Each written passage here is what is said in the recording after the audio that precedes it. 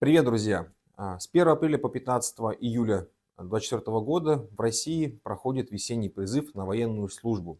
Граждане Кыргызстана, которые получили гражданство России в возрасте от 18 до 30 лет, могут получить повестку для прохождения срочной военной службы. Срок данной службы составляет 1 год. За уклонение от призыва предусмотрен штраф от 10 до 30 тысяч рублей. За уклонение от призыва предусмотрен штраф от 10 до 30 тысяч рублей.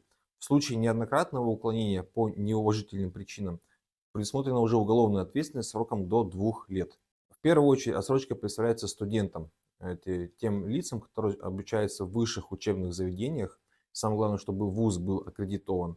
Отсрочка предоставляется на весь период обучения.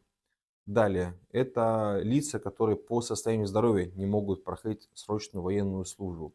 Законом прям предусмотрен исчерпывающий перечень заболеваний, на основании которого государство дает отсрочку от прохождения службы.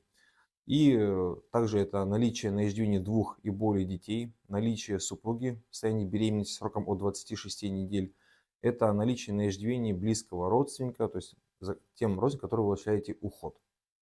Да, а также наличие на иждивении детей-инвалидов сроком до 3 лет. Кроме того, в России предусмотрена альтернативная гражданская служба.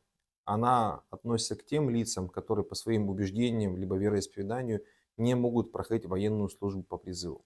Срок альтернативной гражданской службы составляет 21 месяц. Бесплатную юридическую консультацию вы можете получить по этому номеру.